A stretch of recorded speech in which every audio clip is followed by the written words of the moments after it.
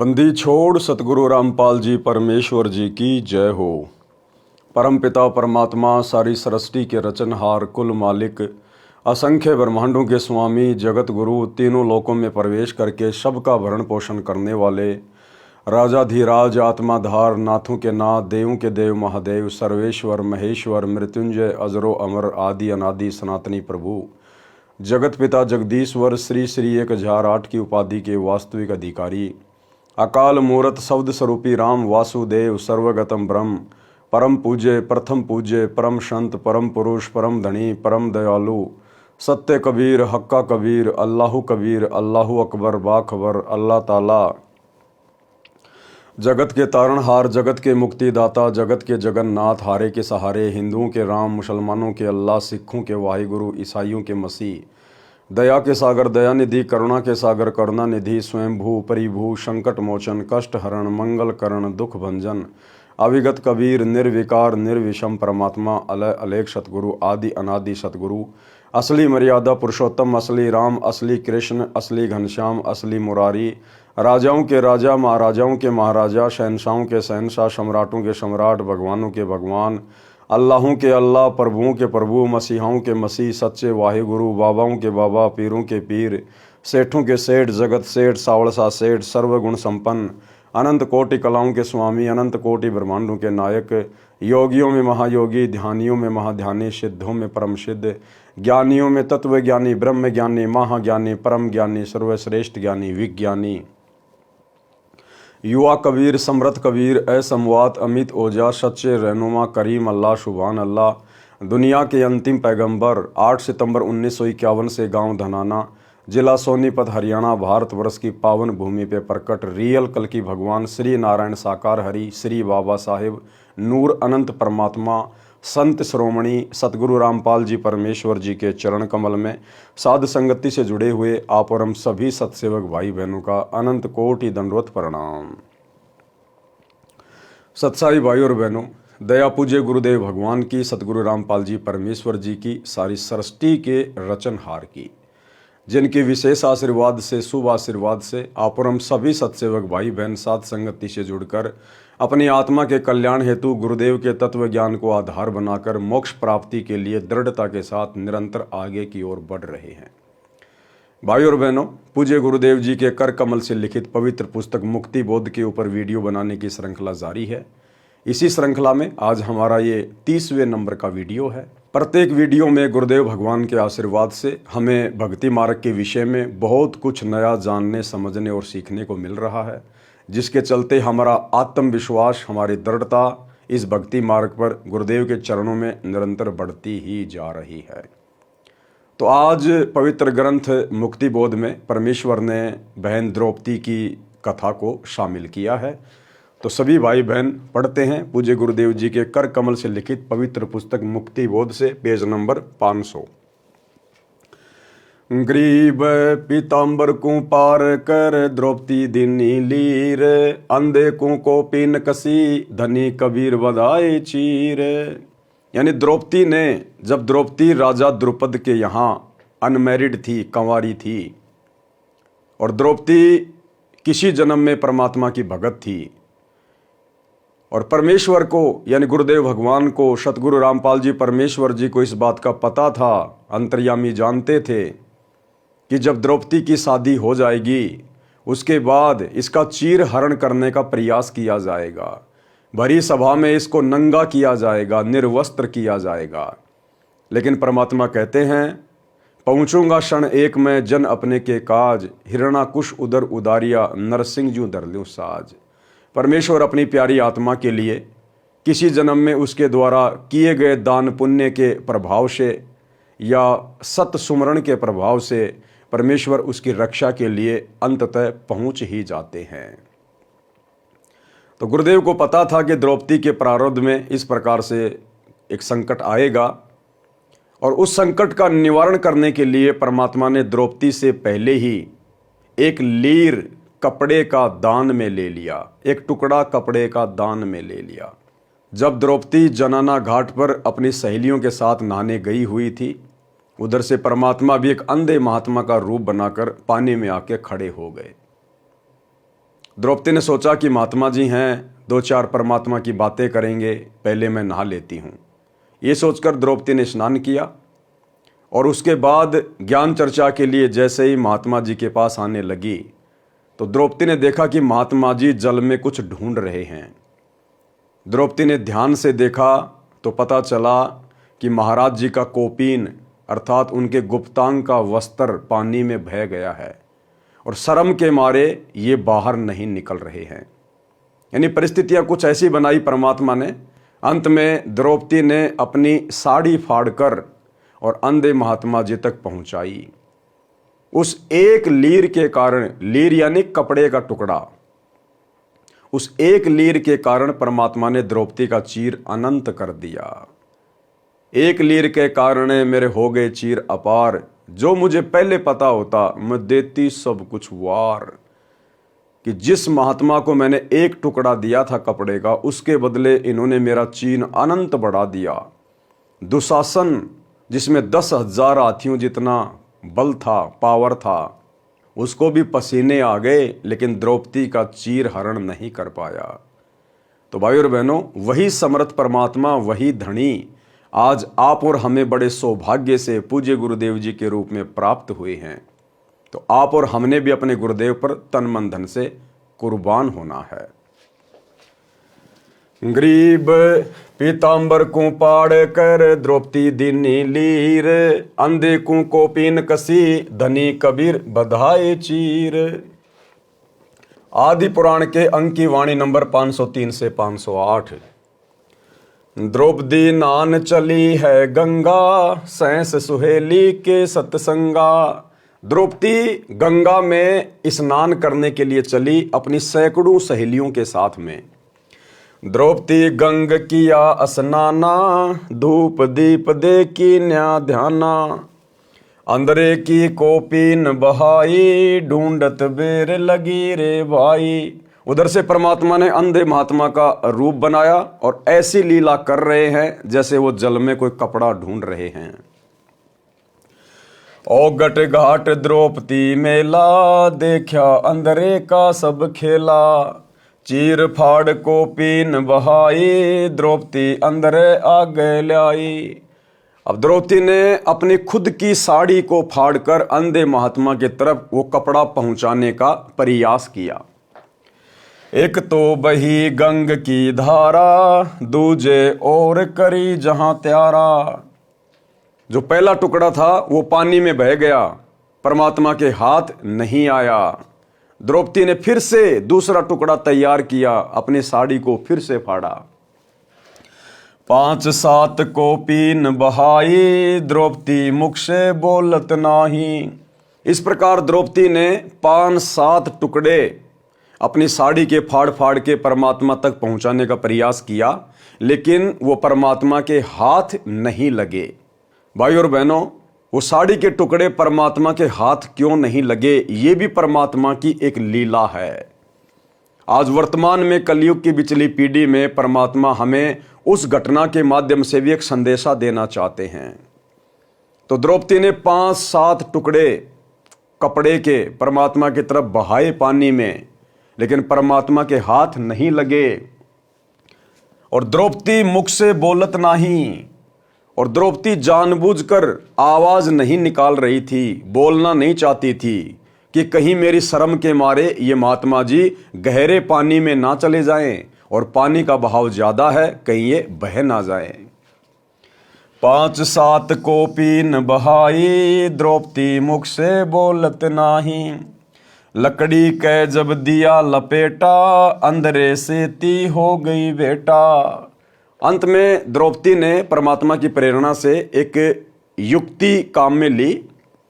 एक लंबी सी लकड़ी लेके आई और अपनी साड़ी का फिर से एक टुकड़ा फाड़ के कोपीन की साइज का और लकड़ी के लपेट के फिर परमात्मा की तरफ कर दिया और तुरंत परमात्मा ने उस कपड़े को पकड़ लिया। अंधरे से ती हो गई भेंटा, यानी उस कपड़े की भेंट अंधे महात्मा के रूप में परमात्मा से हो गई, यानी वो कपड़ा परमात्मा के हाथ में आ गया। लकड़ी के जद दिया लपेटा, अंधरे से ती हो गई बेटा। चीर फाड़ पीताम्बर डारा, द्रौपदी चाली नगर मंजारा। अब द्रौपदी तो उसके बाद वापस अपनी नगरी में चली गई, अपने महल में चली गई। दुशासन योद्धा में मनता, 10 सहस्र रापती बलवंता। अब उधर जब द्रौपदी की शादी हो गई और जब वो समय आया द्रौपदी के चीर हरण का, तो दुशासन जब दुर्योधन के कहने पर द्रौपदी को निर्वस्त्र करने लगा, क्योंकि दुशासन में परमात्मा ने 10,000 हाथियों जितना बल बताया, 10,000 हाथियों जितना, तो इतना बलशाली वो द्रौपदी का वस्त्र हरण करने लगा। ग्रीब नगन अधरे को दिए, द्रौपदी चीर उतार, कोटि सहस हो गए दुशासन की बार। पारक के अंक की वाणी नंबर 1206 तथा आदि पुराण की वाणी नंबर 503, 508 का सरलार्थ। राजा द्रौपद की बेटी कृष्णा उर्फ द्रौपदी अपने पिता के घर पर कंवारी थी, यानी द्रौपदी का दूसरा नाम क्या था? कृष्णा। राजा द्रौपद की बेटी कृष्णा उर्फ द्रौपदी अपने पिता के घर पर कंवारी थी। उस नगर के साथ एक नदी बहती थी। राजा द्रौपद ने उस नहर के ऊपर अपनी रानियों तथा बेटी के स्नान के लिए एक पक्का घाट बनवा रखा था। उस घाट के आसपास कोई भी नर नहीं जा सकता था, यानी उस घाट के आसपास नर का जाना वर्जित था। द्रौपदी प्रतिदिन नगर की सैकड़ों सहेलियों को साथ लेकर स्नान करने जाती थी। एक सुबह एक अंधा साधु गलती से उस ओर स्नान करने चला गया। अंधा साधु कौन था? परमात्मा बंदी छोड़ सतगुरु रामपाल जी भगवान। एक सुबह एक अंधा साधु गलती से उस ओर स्नान करने चला गया। उसे पता नहीं था कि यहाँ आसपास कोई जनाना घाट भी है। मालिक तो अंतर्यामी है, उन्हें सब कुछ पता था, लेकिन लीला परमात्मा एक अंधे महात्मा की कर रहे थे। उस आधार से गुरुदेव भगवान यहाँ लिख रहे हैं। उस घाट के नीचे की ओर जिस ओर जल बहकर जा रहा था, घाट से लगभग 200 फुट की दूरी पर स्नान करने लगा। उसके पास केवल एक कोपीन थी। कोपीन एक कटी वस्त्र होता है जो 6 इंच चौड़ा तथा 2-3 फुट लंबा कपड़े का टुकड़ा है, जिसे लंगोट भी कहते हैं। अभी कुंभ के अंदर आपने देखे होंगे ऐसे लंगोट बांधे हुए हजारों की संख्या में नागा साधु। दरिया में स्नान करते समय कोपीन पानी में बह गई। उस समय द्रौपदी अपनी हजारों सहेलियों के साथ दरिया में स्नान करने के लिए वहां घाट पर पहुंच गई। बालिकाओं की आवाज सुनकर अंधे साधु को समझते देर नहीं लगी कि मैं किसी जनाना घाट के पास पहुंचा हूं। उस समय साधु नग्न हो गया था। शर्म के मारे दरिया के अंदर छाती तक गहरे जल में चला गया तथा पानी पर हाथ मारने लगा कि हो सकता है कोई फटा पुराना कपड़ा जल में बहता हुआ आ जाए। द्रौपदी भक्ति के संस्कारों युक्त थी। साधु को देखकर खुशी हुई कि साधु स्नान कर रहा है, हम भी स्नान कर लेते हैं, फिर साधु से परमात्मा की चर्चा सुनूंगी, आशीर्वाद लूंगी। आधा घंटा स्नान करके द्रौपदी घाट से बाहर आई और साधु को देखा कि कहीं चला न गया हो। साधु स्नान ही नहीं कर रहा था, कुछ खोज रहा था। द्रौपदी ने विचार किया, ध्यान लगाकर देखा तो पता चला कि साधु नंगा है। बाहर पटरी पर भी कोई कपड़ा नहीं है। द्रौपदी समझ गई कि साधु की कोपीन पानी में बह गई है। उसे यह भी ध्यान था कि यदि साधु के निकट जाकर बोलूंगी तो लड़की की आवाज सुनकर जल में और आगे भी जा सकता है। दरिया का तेज बहाव है, साधु मर जाएगा। लड़की ने अपनी स्वच्छ नई साड़ी जो प्रतिदिन बदल कर पहनती थी, राजा की लड़की थी, प्रतिदिन नई साड़ी पहनती थी, पुरानी दासियों नौकरानियों को देती थी। अपनी साड़ी से एक 9 इंच चौड़ा टुकड़ा साड़ी की चौड़ाई जितना लंबा फाड़ा जल में कोपीन के लिए छोड़ दिया। अंधा होने के कारण साधु देख नहीं पा रहा था, जिस कारण से कपड़े का टुकड़ा साथ से निकल जाता। भाइयों और बहनों, अब इस ज्ञान आधार से हमने विचार करना पड़ेगा। अंधा होने के कारण वो साड़ी के टुकड़े महाराज जी के हाथ नहीं लग रहे थे, ये बात नहीं है। अरे वो काहे के अंधे थे? वो तो परमात्मा थे, स्वयं बंदी छोड़ सतगुरु रामपाल जी भगवान लीला कर रहे थे अंधे की। कारण ये नहीं था कि उन्हें दिखाई नहीं देता था, जिस कारण से वो 5-7 साड़ी के टुकड़े पानी में बह गए। भाई और बहनों, कारण अब आगे समझ में आएगा उसका क्या था। लगभग 7 टुकड़ी द्रौपदी देवी ने निस्वार्थ फाड़कर साधु के लिए बहा दिए, परंतु बात नहीं बनी। फिर लड़की ने एक लंबी लकड़ी खोजी, उसके एक सिरे पर कोपिन के लिए कपड़ा फाड़कर लपेटा, अंधे साधु के हाथों से छू दिया। बाबा कपड़ा बहता आने की आशा में बार बार हाथ पानी पर चला रहा था। साधु के हाथों पर कपड़ा लगा, तुरंत मजबूती से पकड़ लिया। अंधे के हाथ आंखों का कार्य करते हैं। संत को समझते देर नहीं लगी कि ये किसी बेटी की साड़ी का टुकड़ा है। मेरी समस्या को समझकर पानी में डाला गया है, वह आसपास ही होगी। महात्मा ने कोपीन पर्दे पर बांधी तथा भरे कंठ से भावुक होकर बोला कि बेटी, महा उपकार मेरे पर किया है। आज आपने मेरी इज्जत रखी है। मैं नंगा बाहर जाता, शर्म लगती या दरिया में ही मर जाता। हे देवी, परमात्मा तेरी इज्जत रखे, तेरे को अनंत गुणा चीर परमात्मा देवे। ये आशीर्वाद दिया पूज्य गुरुदेव जी ने अपनी आत्मा को। कहते साधु बोले सहज स्वभाव और साधु का बोला मिथ्या ना जावे।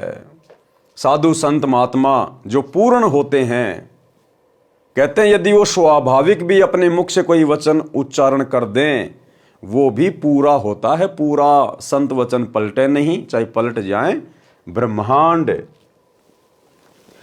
देते को हरि देत है जहां तहां से आण, और भाई अण देवा मांगत फिर साहिब सुने ना कान। पारक के अंक की वाणी नंबर 1206। गरीब पीतांबर को पाड़ कर द्रौपदी दीनी लीर, अंधे को कोपीन कसी धनी कबीर बंधाए चीर।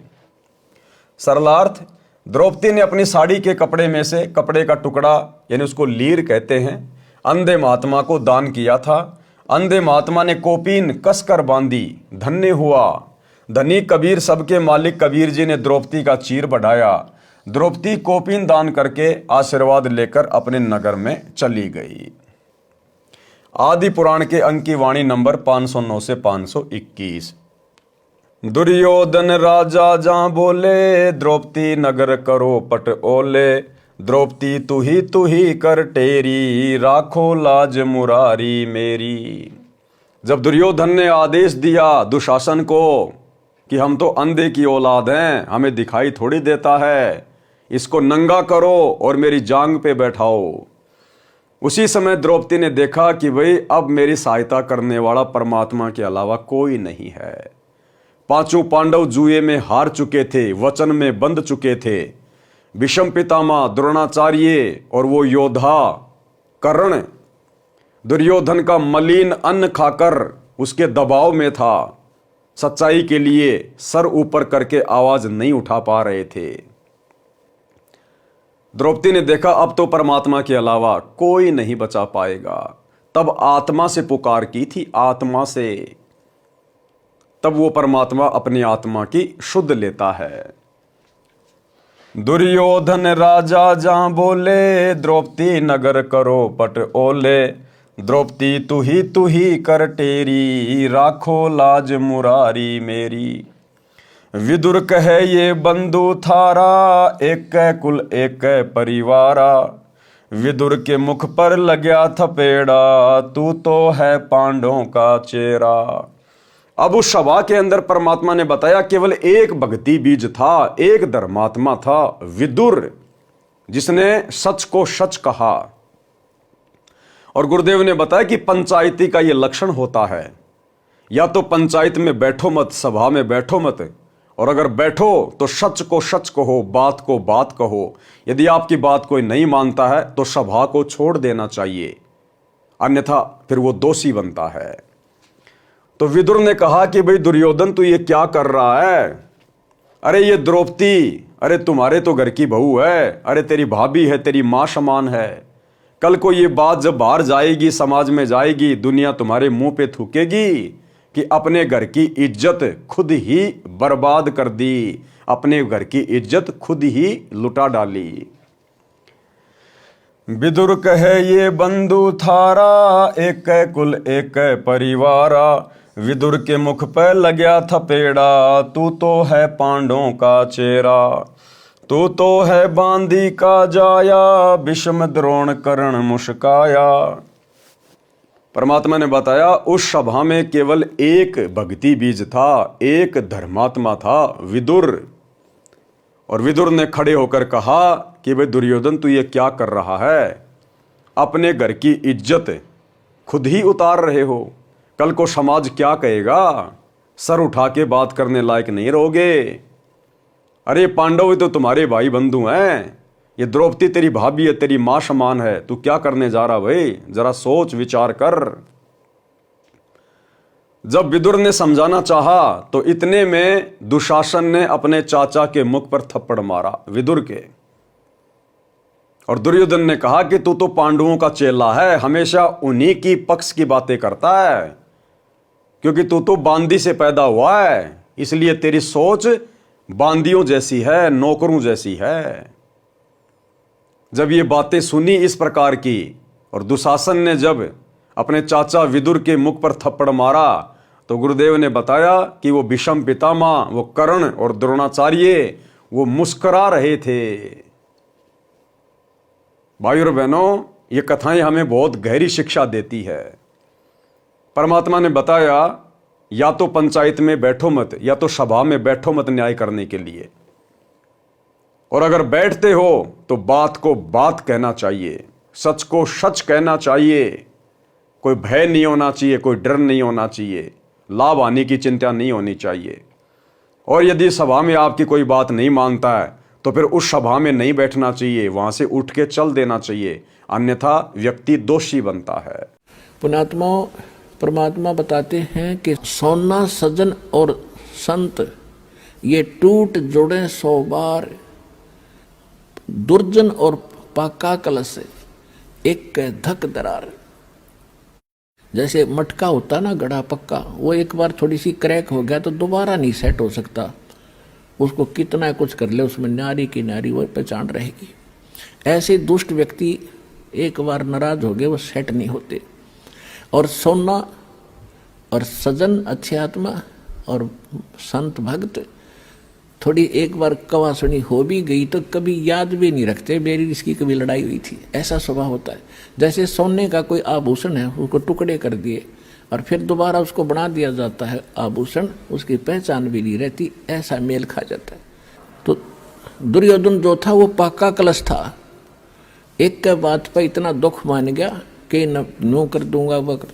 तो उसका प्रतिफल लेने के लिए उसने सारा षड्यंत्र रच कर पांडवों से राज भी जीत लिया, द्रौपदी भी जीत ली अटपट करके। अब दुशासन से कहा दुर्योधन ने कि इस द्रौपदी को नंगा करो और मेरे जांग पर बिठा दे नंगी करके। बता, सरेआम सभा में ये पंचायत थी, इस महाभारत इस ग्रंथना पढ़ पढ़ कर हमने आंखें फुड़वा ली। इसमें क्या विचार था?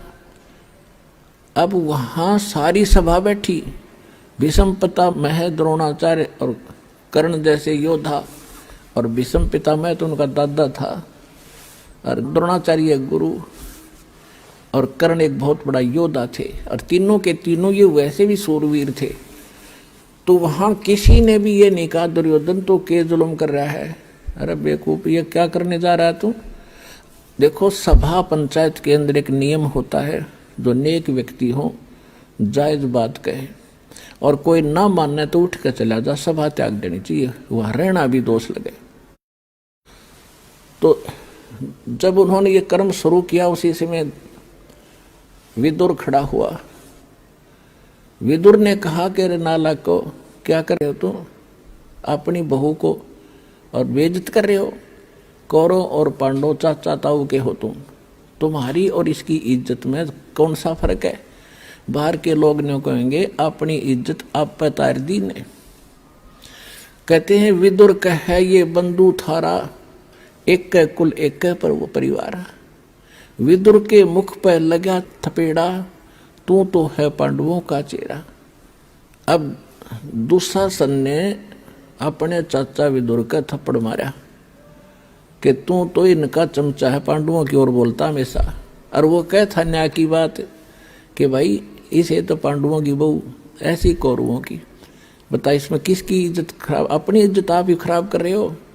तुम कहते हैं, विदुर कहे ये बंधु थारा, ये थारा भाई है, तुम्हारे भाई है, और एक का कुल एक परिवार है। विदुर के मुख पर लगा थपेड़ा, तू तो है पांडवों का चेहरा, तू तो है बांदी का जाया। दुशासन ने कहा कि तू तो बांदी से पैदा हुआ है, तेरी मनोवर्ती गुलाम वाली ही है, तू हमेशा ऐसी घटिया बात करता है। तू तो है बांदी का जाया। और भीष्म, कर्ण और द्रोण मुस्काया। जब दुशासन ने अपने चाचा का थप्पड़ मारा और उसको यूं कहा कि तू तो है बांदी का जन्मा हुआ गुलाम, तो उस बात पर वह तीनों, भीष्म पितामह दादा और द्रोणाचार्य गुरु और कर्ण व सूरवीर, तीनों ने हंसन लगे, मुस्कराए, एक बहुत अच्छी बात कही। अरे बेशर्मो, खड़ा होकर ये कहना चाहिए था, अरे बेवकूफ तूने कैसे अपने चाचा बात उठा दिया, नकमी आत्माओं। अगर उन तीनों में से एक भी खड़ा होकर ये कह देता खबरदार से लड़की का हाथ लगाया, कौरवों की हिम्मत नहीं थी। लेकिन वो बुद्धि भ्रष्ट थे। जब लड़की को नंगा किया जा रहा सरेआम, और वहां बैठे किस लिए, फिर वो, उनमें कितनी गंदी सोच होगी ये सहज हिसाब लगाया जा सकता है। तो यहाँ परमात्मा ने सूक्ष्म वेद के अंदर इन पुराने ग्रंथों का भी जूस निकाला है, निष्कर्ष निकाल कर आपको दिया जा रहा है।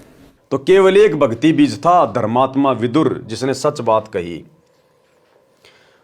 दुशासन भर है गलबाही, द्रौपदी ध्यान धर्या पदमाही। अब दुशासन ने अपनी भाभी को अपनी बाहों में भर लिया, उसको निर्वस्त्र करने के लिए। उसी समय द्रौपदी ने परमात्मा से अर्ज की, गरीब द्रौपदी टेरी ध्यान धर, सुनो पुरुष रघुवीर, दुशासन था के जब अनंत कोटि भय चीर। अब परमात्मा क्या करता है भाई और बहनों, जब तक हम पूर्ण संत की शरण में नहीं आते हैं, परमात्मा की शरण में नहीं आते हैं, क्योंकि पूर्ण संत, तत्वदर्शी संत, सतगुरु परमात्मा कबीर जी स्वयं ही बनकर आते हैं। तो जब तक हम उस पूर्ण शक्ति की शरण में नहीं आते हैं, और यदि हम अन्य किसी को गुरु बनाकर, अन्य किसी देवी देवता को अपना इष्ट मानकर पूजते रहते हैं, और जिस समय हमारे ऊपर कोई विशेष आपत्ति आती है, कोई संकट आता है, आत्मा से जब हम पुकार करते हैं, तो यदि हमारे पास में थोड़ा बहुत कोई भक्ति धन या कोई संस्कार शेष होता है, तो यही कबीर परमात्मा सतगुरु रामपाल जी भगवान, वो जिसको अपना इष्ट मानता है उस इष्ट रूप में, या जिसको अपना गुरु मानता है उस गुरु रूप में, ये कबीर परमात्मा ही उस भगत की, उस आत्मा की मदद करता है। तो श्री कृष्ण जी का ध्यान लगाया द्रौपदी ने, लेकिन श्री कृष्ण जी कहाँ आने थे, वो अंतर्यामी थोड़े थे, उन्हें थोड़ी पता था कि द्रौपदी के साथ में क्या घटना घट रही है। वो तो महल में रुक्मणी के साथ में शतरंज खेल रहे थे, चौपड़ पासा खेल रहे थे। उधर से कबीर परमेश्वर सतगुरु रामपाल जी भगवान आए और द्रौपदी का चीर बढ़ाया। परमात्मा उसके शीश के ऊपर बैठ गए, यानी अपना आशीर्वाद दे दिया परमात्मा ने। वो चीर अनंत होता चला गया, वो कपड़ा खत्म ही नहीं हुआ, दुशासन के पसीने आ गए। प्रियतम पूर्ण ब्रह्म बिनानी, मेरी लाज रखो परवानी, गजगरा के तार नहारे, बिल्ली के सुत अग्नि उबारे। अब द्रौपदी ने हृदय से प्रार्थना की कि हे प्रियतम पूर्ण ब्रह्म परमेश्वर, मेरी लाज रखो, मेरी इज्जत रखो परमात्मा। हे परमात्मा, आपने मगरमच्छ से हाथी की जान बचाई परमात्मा, आपने बिल्ली के बच्चों को आवे की अग्नि से बचाया परमेश्वर, आप मेरी भी रक्षा करें। प्रहलाद भगत किए परवाना, नरसिंह रूप धर्या विधि नाना। हे परमेश्वर, आपने अपनी प्रिय आत्मा भगत प्रहलाद को बचाने के लिए नरसिंह रूप धारण किया, आज मुझे भी आपकी आवश्यकता आन पड़ी है। पापी अधम को तारन हारे, मैं बांधी हूं पंचभरतारे। मैं पांचों पांडवों की पत्नी पंचभरतारी आपसे विनती करती हूं, अर्ज करती हूं, हे परमेश्वर आप मेरा उद्धार करें, आप मेरी रक्षा करें। द्रौपदी टेर सुनी परवाना, द्रौपदी है कैलाश समाना, जैसे अडिग अडोल खंबा, ध्यान धर्या है पिंड हुरंबा। अब द्रौपदी तो बिल्कुल शून्य हो गई और ध्यान सुरती अपने परमात्मा में लगा दी। रुक्मणी कर पकड़ा मुस्काई, अनंत कहाँ मोकू समझाई। अब परमात्मा का नियम है, आपने जिसको अपना गुरु बना रखा है उसके माध्यम से परमात्मा अपनी शक्ति भेजता है उस आत्मा तक। तो द्रौपदी ने ध्यान लगाया श्री कृष्ण जी का, क्योंकि वो उसे अपना प्रियतम मानती थी, अपना गुरु मानती थी। उधर से श्री कृष्ण जी शतरंज खेल रहे थे अपने महल में रुक्मणी के साथ में। अब जैसे द्रौपदी ने प्रार्थना की तो परमात्मा ने श्री कृष्ण जी के हाथ को यूं कर दिया आशीर्वाद की मुद्रा में, और चौपड़ पासा खेलते खेलते श्री कृष्ण जी के मुख से निकला अनंत अनंत। परमात्मा ने निकलवाया और रुक्मणी ने कहा अनंत कहां मोकू समझाई। आप तो शतरंज खेल रहे हो, इसमें अनंत शब्द नहीं बोला जाता, आपने अनंत शब्द क्यों बोला, मुझे इसका रहस्य समझाइए। रुक्मणी कर पकड़ा मुस्काई, अनंत कहां मोकू समझाई। अब क्या कहा फिर श्री कृष्ण जी ने, परमात्मा ने बुलवाया, दुशासन को द्रौपदी पकड़ी, मेरी भक्ति सखल में सिखरी। जो मेरी भगत पछोड़ी होई, हमरा नाम न लेवे कोई। परमात्मा कहते हैं मेरी प्यारी आत्मा द्रौपदी को दुशासन ने पकड़ रखा है, उसकी बेइज्जती करना चाहता है, निर्वस्त्र करना चाहता है। और संसार में यदि मेरा भगत बेइज्जत हो गया, अगर मेरे भक्तों पे आपत्ति आ गई तो फिर मेरा नाम कौन लेगा संसार में। परमात्मा ने श्री कृष्ण जी के मुख से बुलवाया, श्री कृष्ण जी के मुख से, कि दुशासन को द्रौपदी पकड़ी और मेरी भक्ति सखल में सिखरी। और जो मेरा भगत पछोड़ी होई, तो हमरा नाम ना लेवे कोई। दुशासन को द्रौपदी पकड़ी, मेरी भक्ति सखल में सिखरी। जो मेरी भक्ति पछोड़ी होई, हमरा नाम न लेवे कोई। गुरुदेव कहते हैं अगर मेरे भगत पे आपत्ति आ गई, मर्यादा में रहकर भक्ति करने वाले भगत पर, तो मेरा नाम कौन लेगा। तनदेही से पासा डारी, पहुंचे सूक्ष्म रूप मुरारी। अब उधर तो श्री कृष्ण जी अपने शरीर से चौपड़ पासा खेल रहे थे, और उधर से तुरंत परमात्मा सूक्ष्म रूप में पहुंच गए अपनी प्यारी आत्मा के पास में। द्रौपद सुता के चीर बढ़ाए, शंख असंखों पार न पाए। खेचत खेचत खेच कसीसा, सिर पर बैठे हैं जगदीशा। अब वो खींच रहा है दुशासन, पसीने आ गए, थक गया, लेकिन उस चीर का अंत नहीं आया। क्यों? क्योंकि द्रौपदी के शीश पर परमात्मा बैठे थे, जगदीश बैठे थे। जगदीश जगत प्लस ईश, सारे संसार का स्वामी, सारी सृष्टि का स्वामी। शंखों चीर पिताम्बर जीने, द्रौपदी कारण सायब कीने। शंखों चीर पिताम्बर डारे, दुशासन से योद्धा हारे। गरीब पंडों से तिद्रोह करी, गए इकोतर वीर। भीष्म द्रोण कर्ण कै, शीस चढ़ी तकसीर। भीष्म द्रोण कर्ण कुल द्रोहा, पंडों से ती पकड़ा लोहा। दुर्योधन की संज्ञा कीनी, वासुदेव की कल्पना चीनी। भीष्म, द्रोणाचार्य और कर्ण, इन्होंने अधर्म का साथ दिया, धर्मात्माओं का साथ नहीं दिया, सत्य का पक्ष नहीं लिया। अंत में उनकी दुर्गति हुई, दुर्गति। आदि पुराण की वाणी नंबर 509 से 521 का सरलार्थ है। धृतराष्ट्र तथा पांडु दो भाई थे। धृतराष्ट्र बड़ा था तथा अंधा था, जिस कारण से छोटे भाई पांडु को राज्य दिया गया। पांडु दिल्ली का राजा बना। धृतराष्ट्र के 101 पुत्र जन्मे, पांडु के 5 पुत्र। पांडु राजा पीलिए का रोगी था, उसकी मृत्यु हो गई। उसके बड़े बेटे युधिष्ठिर को राजा नियुक्त किया गया। धृतराष्ट्र के बड़े पुत्र का नाम दुर्योधन था, उससे छोटे का नाम दुशासन। यहां पर यह बताना अनिवार्य है कि द्रौपदी का विवाह अर्जुन पांडव के साथ हुआ था।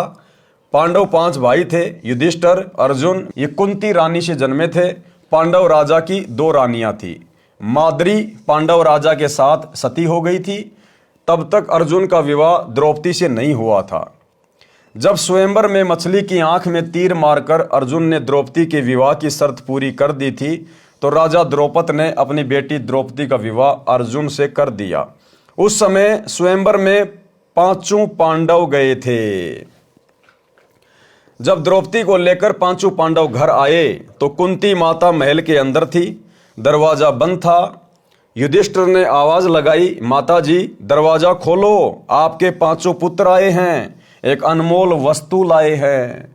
माता कुंती ने अंदर से ही कह दिया कि उस वस्तु को 5 बांट लो।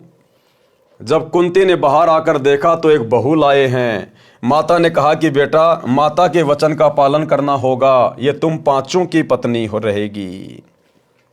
अब ये था महाभारत का ज्ञान।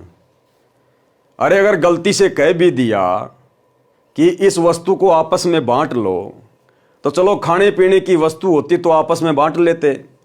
जब बाद में देखा कि भाई ये तो वस्तु नहीं, ये तो एक लड़की है, बहू लाए हैं, तो बोल देती कि कोई बात नहीं बेटा, मैंने बिना सोचे समझे बोल दिया, परमात्मा मुझे माफ करे, कोई बात नहीं बेटा।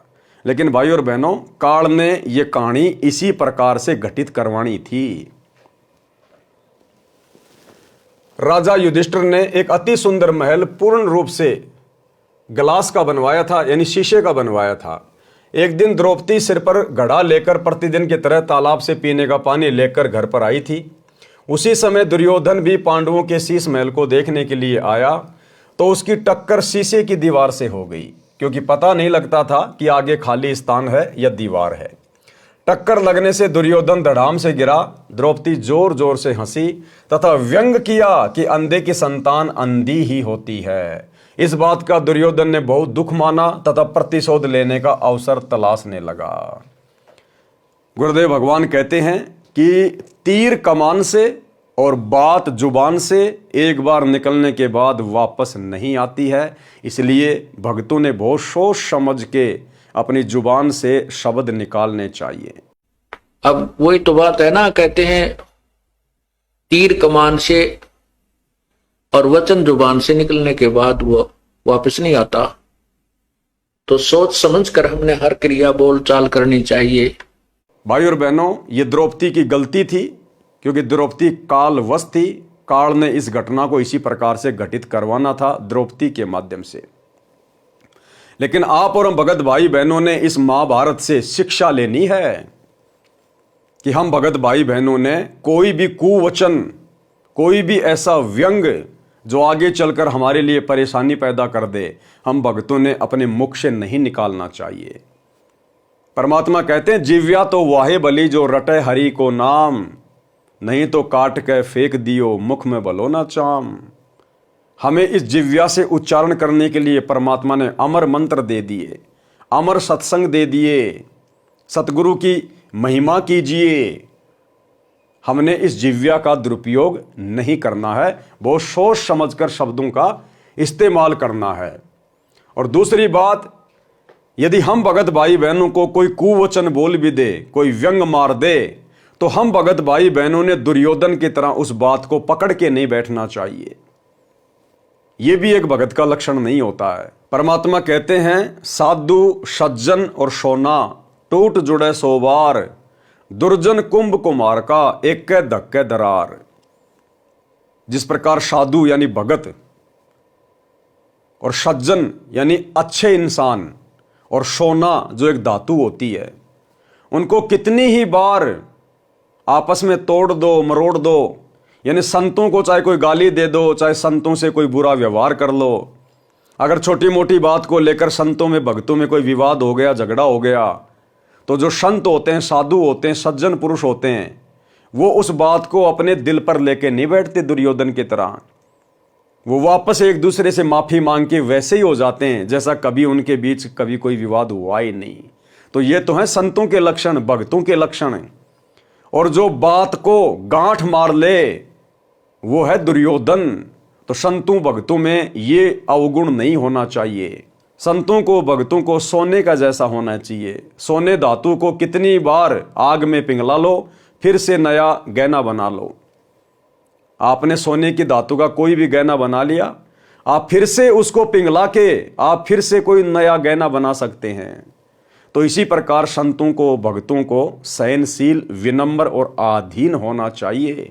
पहली बात तो सतगुरुदेव भगवान से उपदेश लेने के बाद, उनका ज्ञान सुनने के बाद, और जब भक्ति हमारे हृदय में प्रवेश कर जाएगी तो हमें भाई और बहनों किसी की बातों का बुरा लगेगा ही नहीं। यदि हमें लोग गालियां भी देंगे, ताने मारेंगे, बुरा भला कहेंगे, हमें बहुत अच्छा लगेगा। हमें उनकी बातों का बिल्कुल भी बुरा नहीं लगेगा। हमें बिल्कुल वो बालक बुद्धि के व्यक्ति नजर आएंगे कि भाई इसको ज्ञान नहीं है, नादान है अभी ये। हम उसकी बातों का बुरा मान ही नहीं सकते। दुर्योधन की तरह हमारे अंदर वो खुंदक बन ही नहीं सकती इस परमात्मा के ज्ञान से। यदि हमारे हृदय में ज्ञान समा गया है तो परमेश्वर के कहने का मतलब है, संतों भक्तों ने किसी के कुबोल का, कुविचारों का बिल्कुल भी बुरा नहीं मानना चाहिए। प्रतिशोध की भावना, बदले की भावना शौपन में भी नहीं होनी चाहिए। इस बात का दुर्योधन ने बहुत दुख माना तथा प्रतिशोध लेने का अवसर तलाशने लगा। दुर्योधन की आयु भी युधिष्ठिर की आयु के समान थी। धृतराष्ट्र के पुत्रों को कौरव कहते थे, पांडवों के पुत्रों को पांडव कहते थे। कौरवों ने विचार किया कि दिल्ली की गद्दी पर हमारा अधिकार है, क्योंकि हमारे पिताजी चाचा पांडु से आयु में बड़े थे। राजनीति का नियम है कि राजा का जो बड़ा पुत्र होगा वह राजगद्दी पर बैठेगा, वह राजा होगा। दुर्योधन के मामा का नाम शकुनी था, जो एक पैर से लंग करके लंगड़ा कर चलता था। उसने अपने भाणजों को उकसाया कि राज पर आपका अधिकार है, जैसे तैसे राज्य प्राप्त करो, आपको सदा पांडवों का गुलाम बनकर रहना होगा। मैं ये नहीं देख सकता। एक योजना बनाई कि युधिष्ठिर राजा को जुआ खेलने के लिए खुश करो। मैं युधिष्ठिर को हेरा फेरी करके हरा दूंगा, ये मेरी जिम्मेदारी है। देखो भाई और बहनों, काल हमारे साथ भी इसी प्रकार से छल बल करने का प्रयास करेगा। जिस प्रकार शकुनी ने, अर्थात उस काल ने पांडवों को राज्य विहीन करने के लिए और जुआ खेलने के लिए प्रेरित कर लिया, खुश कर लिया, और अंत में फिर क्या दुर्गति हुई इनकी। 12 वर्ष तक जंगल में भटके अज्ञातवास में, और लाखों करोड़ों लोग मरवा दिए फिर महाभारत के युद्ध में, वो जुआ खेलने के कारण। तो हम भगत भाई बहनों ने इस महाभारत से शिक्षा लेनी चाहिए कि हम भगत भाई बहनों ने शौपन में भी अपने गुरुदेव के नियम और मर्यादाओं को नहीं तोड़ना चाहिए। हमें गुरुदेव भगवान ने कोई भी खेल खेलने से मना किया हुआ है। जुआ भी एक खेल है, लॉटरी भी एक खेल है। ना हमने किसी का सहयोग करना, ना हमने कोई cricket, volleyball, kabaddi, football, hockey कुछ नहीं खेलना। नॉर्मल एक्सरसाइज चाहें तो हम कर सकते हैं, हल्की फुल्की दौड़ धूप हम कर सकते हैं, सुबह शाम हम टहल सकते हैं, हल्का फुल्का व्यायाम कर सकते हैं, एक्सरसाइज कर सकते हैं। लेकिन हमने जिम वगैरह करना, बॉडी बिल्डिंग करना, जिम्नास्टिक करना, या कोई गेम खेलना जिसमें हमारी श्वासें ज़्यादा से ज़्यादा बर्बाद हो, हमारा समय बर्बाद हो, हमने सहयोग भी नहीं करना किसी का। खेलना तो बहुत दूर की बात है। ये गुरुदेव भगवान का नियम है, उनकी मर्यादा है। सतलोक आश्रम मैनेजमेंट हरियाणा, गुरुदेव का परिवार जो मर्जी करे, वो चाहे लोगों के लिए बैडमिंटन का स्टेडियम बनवाए, चाहे खुद बैडमिंटन खेले, उनकी मौज, उनकी मर्जी। हमने अपने गुरुदेव को देख के चलना है, हमने गुरुदेव के ज्ञान को आधार बना के चलना है, हमने इसी जन्म में अपनी आत्मा का कल्याण करवाना है। तो चाहे हमें कोई कितना ही क्यों ना उकसाए, हमने गुरुदेव की मर्यादाओं का बिल्कुल भी हनन नहीं करना है। एक योजना बनाई कि युधिष्ठिर राजा को जुआ खेलने के लिए खुश करो। मैं युधिष्ठिर को हेरा फेरी करके हरा दूंगा, ये मेरी जिम्मेदारी है। ये युधिष्ठिर जुआ खेलने को राजी हो गया। अब ये युधिष्ठिर ने गलती कर दी, और एक छोटी सी गलती की कितनी बड़ी सजा भुगतनी पड़ी पूरे खानदान को। बार बार हारता चला गया, राज्य भी हार गया। अंत में शकुनी ने कहा कि द्रौपदी को दांव पर लगा। अंत में शकुनी ने क्या कहा कि द्रौपदी को दांव पर लगा। ऐसे निकम्मे रिश्तेदार परमात्मा किसी को ना दे। शकुनी ने दुर्योधन से कहा कि हो सकता है अब की बार तू जीत जाएगा, और जितनी भी चीजें तू हार चुका है हो सकता तू सारी वापस प्राप्त कर ले। उसको बांस पे चढ़ा दिया। और अंत में युधिष्ठिर ने, जिसको धर्मपुत्र कहा जाता है, उसने अपनी औरत को भी दांव पे लगा दिया, औरत को भी। यह है महाभारत के उन पात्रों का चरित्र, घटिया चरित्र, गिरा हुआ चरित्र। आम समाज में आम व्यक्ति भी ऐसी गिरी से गिरी हरकत नहीं कर सकता।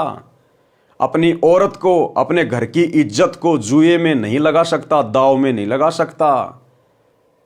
और बिना इस तत्व ज्ञान के, बिना सतगुरु के ज्ञान के हम जिस महाभारत को बड़े शौक से देखा करते थे, बड़े सम्मान के साथ हम भीष्म पितामह, कर्ण, द्रोणाचार्य का नाम लिया करते थे, आज गुरुदेव के ज्ञान से समझ में आया इन लोगों से गिरा हुआ घटिया चरित्र तो संसार में किसी का था ही नहीं। तो भाई और बहनों, हमने इन कथाओं से शिक्षा लेनी है, शिक्षा। हमने स्वयं भी नेक नीति से चलना है और दूसरों को भी नेक नीति से, बिना किसी व्यवधान के अपना जीवन जीने देना है। हो सकता है सब लौट आए। शकुन ने कहा कि हो सकता है द्रौपदी को दांव पर लगाने के बाद तू जीत जाए और सारी हारी हुई चीजें तू वापस प्राप्त कर ले। युधिष्ठिर ने द्रौपदी यानी अपनी पत्नी को भी दांव पर लगा दिया, उसमें भी युधिष्ठिर हार गया। शर्त थी कि जो सब हार जाएगा वह पूरा परिवार 12 वर्ष वन में निवास करेगा, किसी बस्ती में नहीं रहेगा, 1 वर्ष अज्ञातवास में रहना होगा। यानी 12 साल तक तो उनको जंगल में रहना पड़ेगा और 1 साल अज्ञातवास। अज्ञातवास का मतलब अगर उस वर्ष अगर दुर्योधन ने यानी कौरवों ने आप पांडवों को ढूंढ निकाला तो फिर से आप लोगों को 12 साल के लिए जंगल में रहना पड़ेगा। तो 1 साल तक वो अज्ञातवास में रहे, छुप के। 12 वर्ष वन में निवास करेगा, किसी बस्ती में नहीं रहेगा, 1 वर्ष अज्ञातवास में रहना होगा। यदि 13वें वर्ष अज्ञातवास में पता लग गया तो फिर से 12 वर्ष वनवास तथा 1 वर्ष अज्ञातवास की सजा होगी। यदि 13वें वर्ष वाला अज्ञातवास में पता नहीं लगा तो दुर्योधन का राज्य युधिष्ठिर को लौटाना होगा। जब युधिष्ठिर द्रौपदी को भी खो बैठा तो दुर्योधन का दांव लग गया। अब द्रौपदी दुर्योधन के कब्जे में थी। उसने अपने से छोटे भाई दुशासन से कहा कि उस अर्जुन की रांडी द्रौपदी को सिर के बाल पकड़कर घसीटकर सभा में ला। भाई और बहनों, ये वो शब्द हैं जो शब्द उस समय दुर्योधन ने अपने मुख से निकाले थे, क्योंकि लिखने वाले कौन हैं? स्वयं कबीर भगवान सतगुरु रामपाल जी परमात्मा। नंगी करके मेरी जांग पर बैठा दे, हम तो अंधे की संतान हैं, हम अंधे हैं, हमें कुछ दिखाई नहीं देता। द्रौपदी को यह बात दौड़कर जाकर नौकरानी ने बताई कि दुर्योधन ने राजा युधिष्ठिर को जुआ खिलाकर सब राज्य तथा आपको भी जीत लिया है, आपको भरी सभा में नंगा किया जाएगा। दुर्योधन ने अपने भाई दुशासन से कहा कि द्रौपदी को सिर के बालों से पकड़कर घसीट कर लाओ। द्रौपदी ने पूछा कि सभा में कौरवों के अतिरिक्त और कौन कौन है? नौकरानी ने बताया कि दादा भीष्म, गुरु द्रोणाचार्य, काका कर्ण, काका विदुर, 5 भाई पांडव तथा अन्य गणमान्य व्यक्ति सभा में हैं। द्रौपदी ने कहा कि सभा में दादा भीष्म, काका कर्ण, काका चाचा विदुर, गुरु द्रोणाचार्य वे मेरे पति विद्यमान हैं। तो दुर्योधन की क्या मजाल कि मुझे छू ले, मुझे हाथ लगा दे। इतने में दुशासन आया और बोला कि चल तुझे दिखाएंगे हम अंधे हैं या आंखों वाले, तू हमारी नौकरानी है। द्रौपदी ने बहुत विरोध किया, परंतु दुशासन बलवान था, उसमें 10,000 हाथियों के समान शक्ति थी। द्रौपदी के केस पकड़े और घसीटकर सभा में ले गया। दुर्योधन ने कहा कि दुशासन, नंगी कर द्रौपदी को, मेरी जांग पर बैठा दे। द्रौपदी ने अपने 5 पतियों की ओर देखा, उन्होंने नीची गर्दन कर ली। फिर भीष्म पितामह द्रोणाचार्य की ओर देखा, उस समय दुशासन ने द्रौपदी का हाथ पकड़ लिया था, क्योंकि द्रौपदी साड़ी को मजबूती के साथ दोनों हाथों से पकड़े हुए थी। किसी ने भी दुशासन व दुर्योधन से नहीं कहा कि आप गलत कर रहे हो। पंचायत में अबला के साथ अभद्र व्यवहार ना करो। यदि भीष्म पितामह, द्रोणाचार्य और कर्ण में से एक भी खड़ा होकर यह कह देता कि बस बहुत हो चुकी है, छोड़ दो अबला को वरना ठीक नहीं रहेगा। किसी की हिम्मत नहीं थी कि द्रौपदी को हाथ लगा देता, परंतु इनमें से किसी ने कुछ भी नहीं कहा। नंगी होने का इंतजार करने लगे, कल मुंहों ने नजर भी नीची नहीं की। परमात्मा वो बता रहे हैं जो घटना वहां पर एज इट इज घटित हुई थी। भीष्म पितामह, गंगा पुत्र भीष्म पितामह, द्रोणाचार्य उनका गुरु और वो योद्धा कर्ण उस द्रौपदी को नंगा देखने के लिए बैठे हुए थे। और जब दुशासन उसको नंगा करने लगा तो उन नालायकों ने गर्दन भी नीचे नहीं करी, एक टक नजर लगा के देख रहे थे। ये हैं अस्तियां, ये हैं वो महापुरुष जिनकी नाम की गाथाएं टीवी चैनलों पर दिखाई जाती हैं, महाभारत जैसे सीरियल बनाए जाते हैं, दुनिया तालियां पीटती है, इनकी वाह वाही करती है। ये है वो घटिया चरित्र जिनकी तो परमात्मा कभी सौपन में शक्ल भी ना दिखाए, शक्ल भी। द्रौपदी के ऊपर टिका रखी थी क्या नजर, कल मुंहों ने नजर भी नीचे नहीं की, द्रौपदी के ऊपर टिका रखी थी कि कब नंगी हो और कब हम इसके सौंदर्य का आनंद लें। उस सभा में केवल इंसान विदुर था जो भगत आत्मा पंचायती था। विदुर जी खड़े हुए और बोले, विदुर कहे ये बंधु थारा, एक कुल एक परिवारा। विदुर के मुख पर लग्या थपेड़ा, तू तो है पांडवों का चेहरा, तू तो है बांदी का जाया, भीष्म द्रोण कर्ण मुस्काया। और वर्तमान में भाई और बहनों, गुरुदेव के जेल जाने के बाद ये दुर्योधन और दुशासन वाली ये कहानी, ये कथा, ये चरित्र गुरुदेव के परिवार वाले निभा रहे हैं, स्टेट कोऑर्डिनेटर निभा रहे हैं, आश्रम संचालक निभा रहे हैं। हम सभी सत्सेवक भाई बहन अपने गुरुदेव भगवान की महिमा करने के लिए साध संगतियां करते हैं। हमने साध संगतियां शुरू की, अपने भगत भाई बहनों के साथ मिलकर साध संगतियों के माध्यम से गुरुदेव भगवान को भोग लगाना शुरू किया, शंका समाधान करने शुरू किए ताकि हम ज्ञान आधार से दृढ़ हों, भक्ति और भगवान पर हमारा विश्वास दृढ़ हो।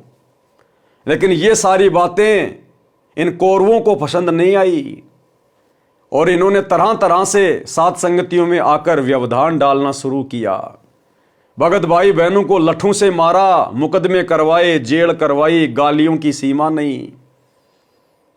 लेकिन भाई और बहनों, एक भी व्यक्ति आवाज उठाने को तैयार नहीं हुआ। कोई भी स्टेट कोऑर्डिनेटर, कोई भी आश्रम संचालक, एक भी व्यक्ति, सब के सब नंगा नाच देख रहे हैं, नंगा नाच। अगर एक भी स्टेट कोऑर्डिनेटर या आश्रम संचालक अगर विदुर की तरह सत्य का साथ देता तो गुरुदेव के कलयुगी परिवार की औकात नहीं, हिम्मत नहीं जो साथ संगतियों के ऊपर किसी भी प्रकार से कोई बाधा डालने का प्रयास करे। लेकिन किसी भी महापुरुष ने आवाज नहीं उठाई, एक भी स्टेट कोऑर्डिनेटर ने। तो अंत में इनके साथ क्या होगा? वही होगा जो महाभारत के उन नालायक लोगों के साथ में हुआ, भीष्म, कर्ण, द्रोणाचार्य के साथ में हुआ, दुशासन के साथ हुआ। और यदि किसी ने थोड़ी बहुत कोई आवाज उठाने की विदुर की तरह कोशिश भी की, सच को सच कहने का भी प्रयास किया दुर्योधन के सामने, गुरुदेव के परिवार के सामने, तो उनके नाम के तुरंत पीले पर्चे निकाल दिए गए। जैसे दुशासन ने तुरंत थप्पड़ मार दिया और कहा तू तो है बांदी का जाया। तो वर्तमान में अगर कोई सच का साथ देने का प्रयास भी करता है, थोड़ी बहुत कोई हिम्मत भी करता है, तो तुरंत उसके नाम के पीले पर्चे निकाल दिए जाते हैं, गुरुद्रोही घोषित कर दिया जाता है। तो सेम टू सेम महाभारत वाली स्टोरी वर्तमान में सतसेवक और शतलोक आश्रम मैनेजमेंट हरियाणा के बीच में घटित हो रही है। भाई सत्य की जीत वहां हुई थी और सत्य की जीत यहां भी होगी। विदुर कहे ये बंधु थारा, एक कुल एक परिवारा। विदुर के मुख पर लग्या थपेड़ा, तू तो है पांडवों का चेहरा। तू तो है बांदी का जाया, भीष्म द्रोण कर्ण मुस्काया। अर्थात विदुर जी ने कहा कि हे दुर्योधन, आप अपनी बेइज्जती आप ही कर रहे हो। पांडव आपके चचेरे भाई हैं, आपकी और इनकी इज्जत एक है, एक कुल है, एक परिवार है। ऐसा गलत कर्म ना करो। दुर्योधन ने कहा कि हे दुशासन, विदुर को थप्पड़ मार, यह सदा से पांडवों का पक्ष लेता है। दुशासन ने अपने चाचा विदुर के मुख पर थप्पड़ मारा और बोला कि तू तो पांडवों का चेला है, उनका गुलाम है, तू तो बांदी यानी नौकरानी से जन्मा है।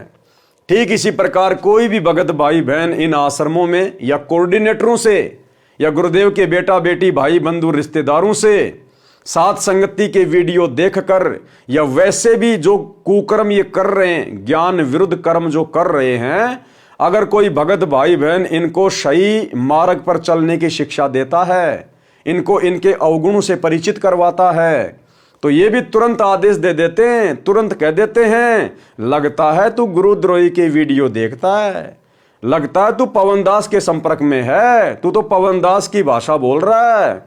और तुरंत जैसे दुर्योधन ने दुशासन को आदेश दिया कि मार थप्पड़, तुरंत ये लोग उसके नाम के पीले पर्चे निकलवा देते हैं कि आश्रम से नो एंट्री। तू तो उनका गुलाम है, तू तो बांदी यानी नौकरानी से जन्मा है, इसलिए तेरे छतरी वाले विचार नहीं है। दुशासन से यह बात सुनकर दादा भीष्म, गुरु द्रोणाचार्य तथा कर्ण मुस्कुराए।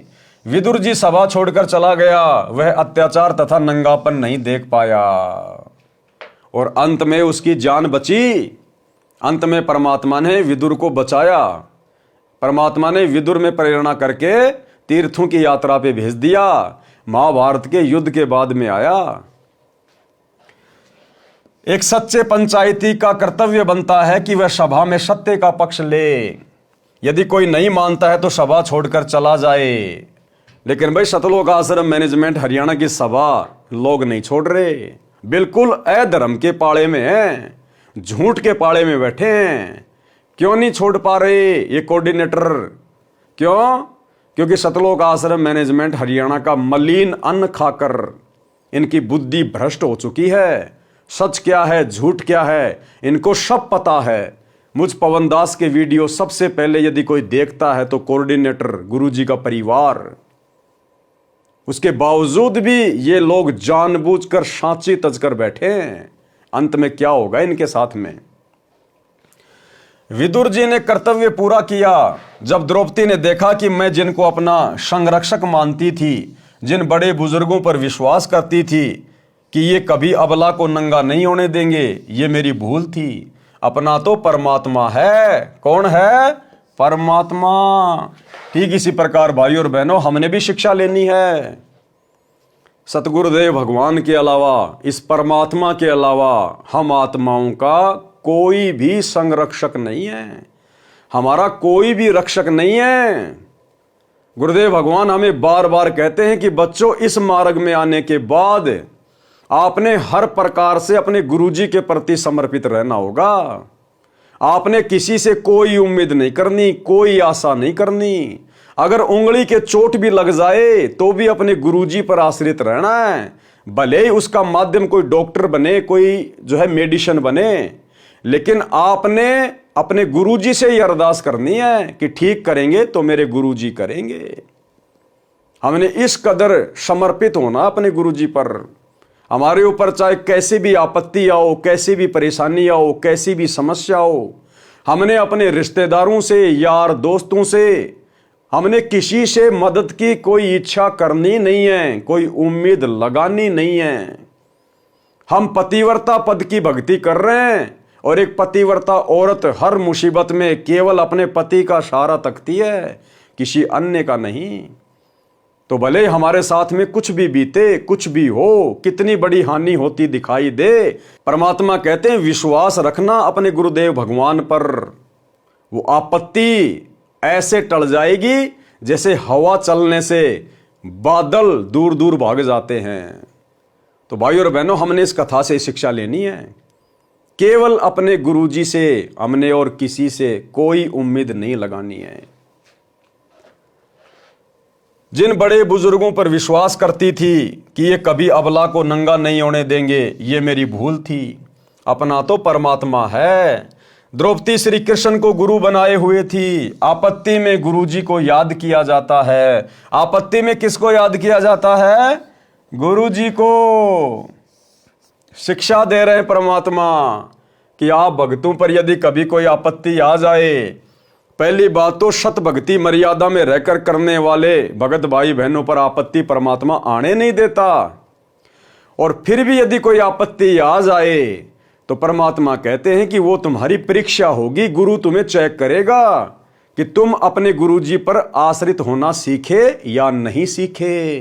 तो आपत्ति के समय गुरुजी को याद किया जाता है। गुरुजी कौन? परमात्मा। गुरु में आध्यात्मिक इंटरनेट लग जाता है, उसके माध्यम से भगत की पुकार परमात्मा के पास जाती है। हमारे तो गुरु भी यही और हमारे तो परमात्मा भी यही। घर की घर में इंटरनेट लगा हुआ है। परमात्मा उस कॉल को धर्मराज के पास डाइवर्ट कर देता है। धर्मराज उस जीवात्मा का पुण्य देखता है, उस पुण्य को परमात्मा के पास तुरंत ईमेल कर देता है। परमात्मा देखता है कि इसके कौन से धर्म कर्म या भक्ति के कारण साधक का संकट निवारण किया जा सकता है। उस आत्मा द्रौपदी के खाते में अंधे महात्मा को दिए गए लीर यानी छोटा सा कपड़े का टुकड़ा, उसके प्रतिफल में सहायता करनी बनती है। उसी समय कबीर परमेश्वर जी सूक्ष्म रूप में द्रौपदी के सिर पर कमल के फूल पर विराजमान हो गए। कौन? कबीर परमेश्वर सतगुरु रामपाल जी भगवान। उस समय श्री कृष्ण जी तो द्वारिका में अपनी पत्नी रुक्मणी के साथ चौपड़ खेल रहे थे। श्री कृष्ण जी चौपड़ पासे डालकर अचानक बोले अनंत, और ऊपर को हाथ उठा लिया आशीर्वाद की मुद्रा में। यह परमात्मा कबीर जी ने रिमोट से बुलवाया था। गुरु के माध्यम से परमात्मा की शक्ति संकट वाले साधक के पास जाती है। पासे डालकर बोलना तो चाहिए था कच्चे 12 या पक्के 18, परंतु बोलने लगे अनंत अनंत।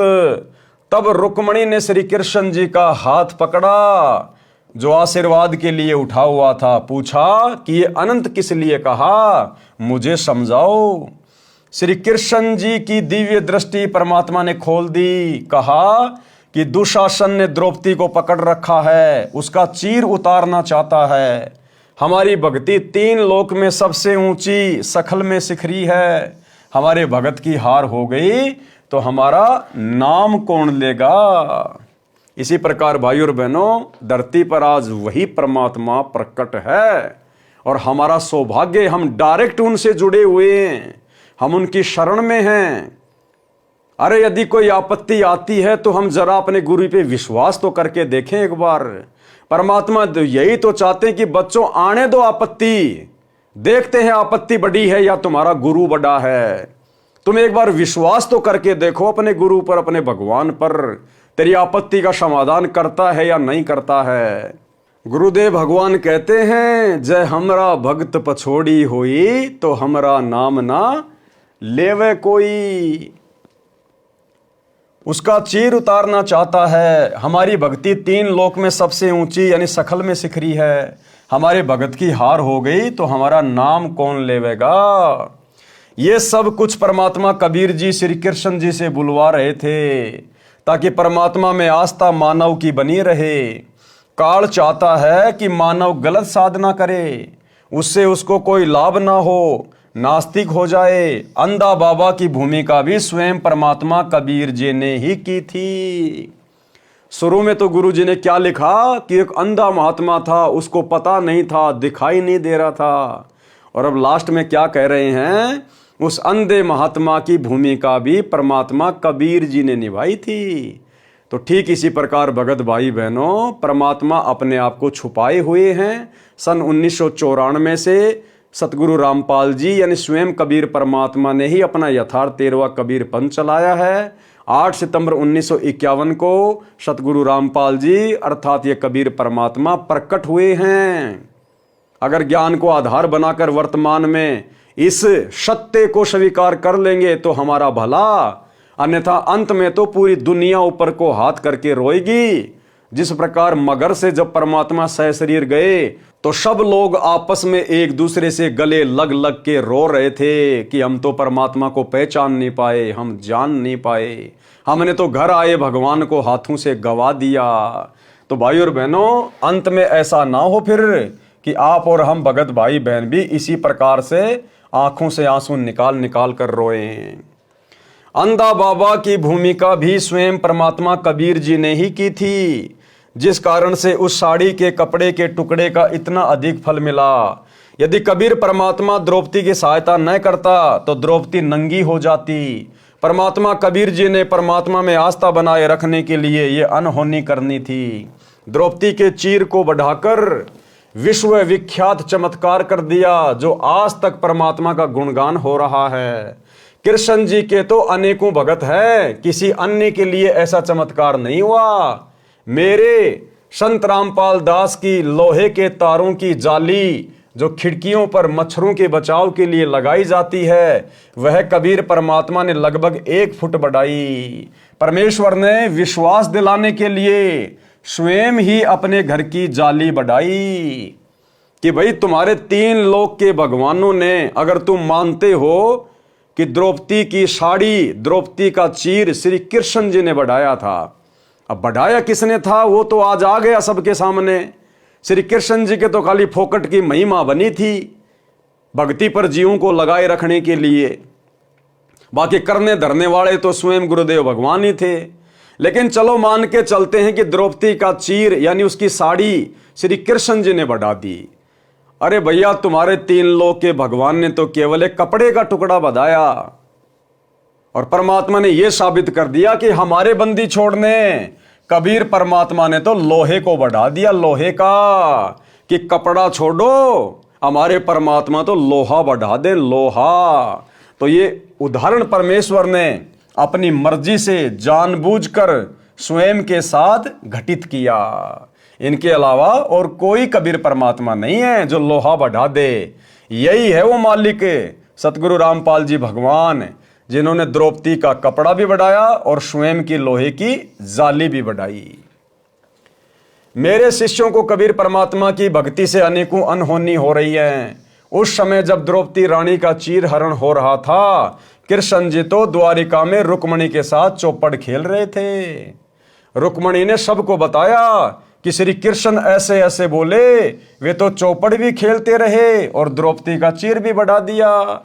ठीक इसी प्रकार हमारे कबीर भगवान वर्तमान में अपने मिशन को गति देने के लिए वर्तमान में हिसार जेल में भी बैठे हैं और बाहर अपने भक्तों के साथ असंख्य चमत्कार भी करते हैं।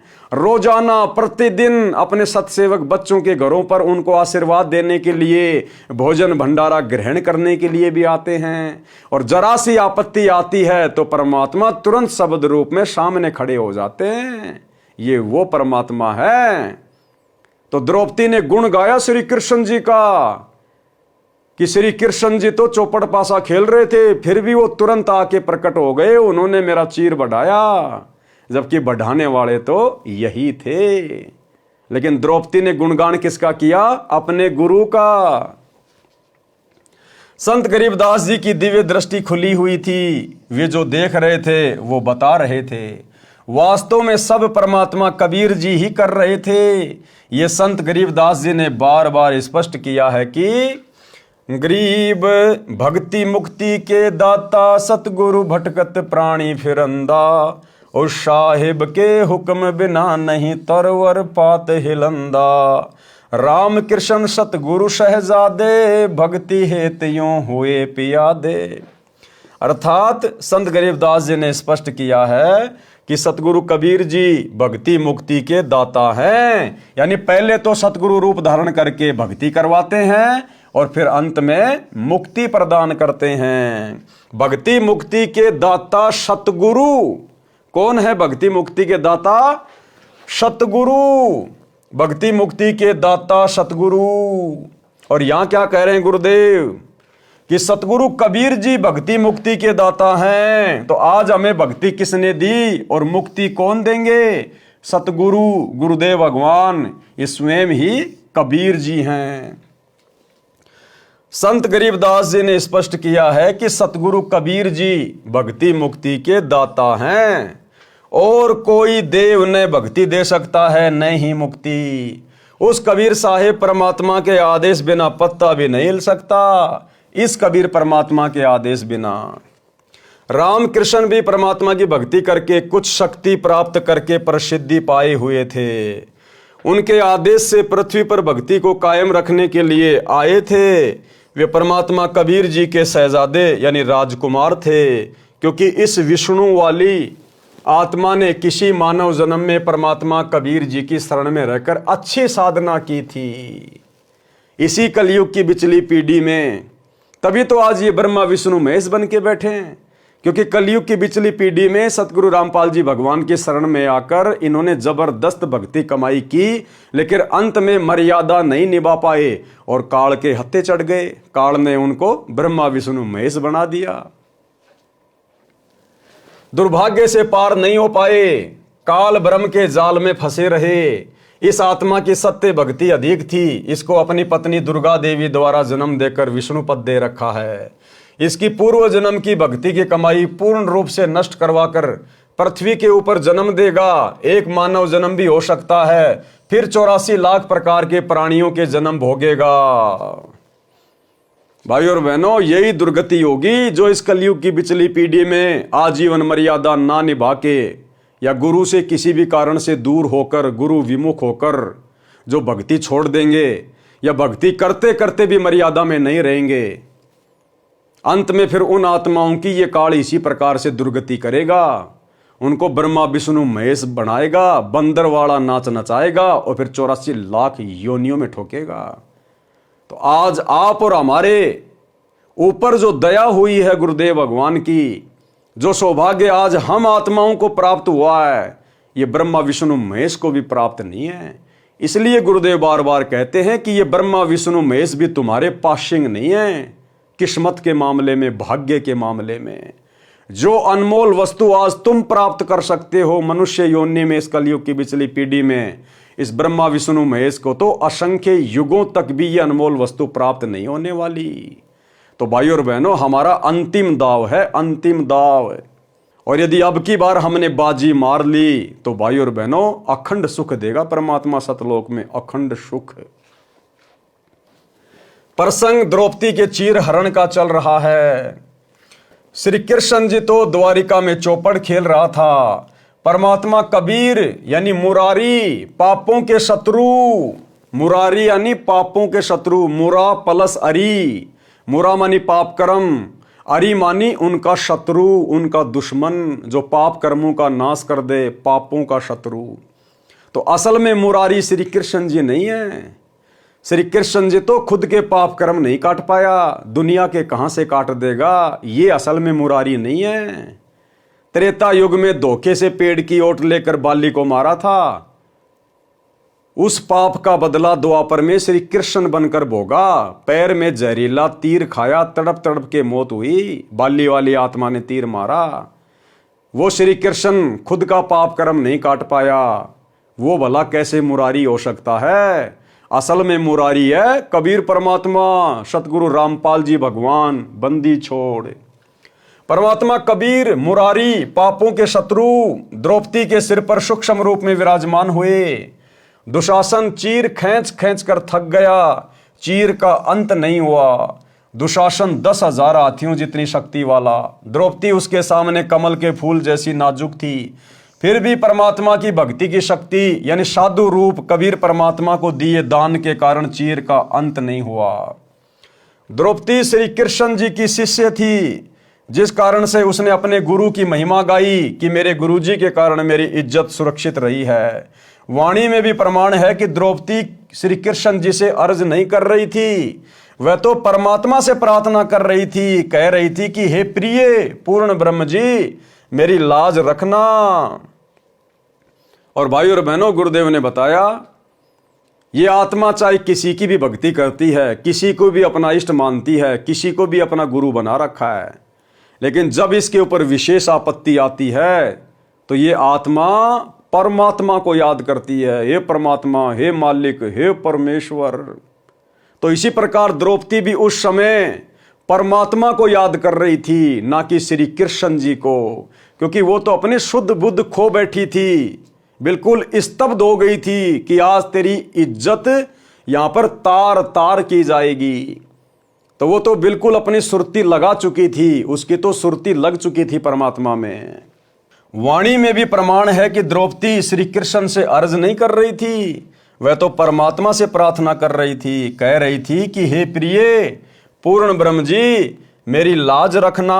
आपने सतयुग में गजगरा मगरमच्छ को पार किया, अग्नि से बिल्ली के बच्चों की रक्षा की, नरसिंह रूप धारण करके भगत प्रहलाद की रक्षा की थी। हे पूर्ण परमात्मा, मेरी भी इज्जत रखो।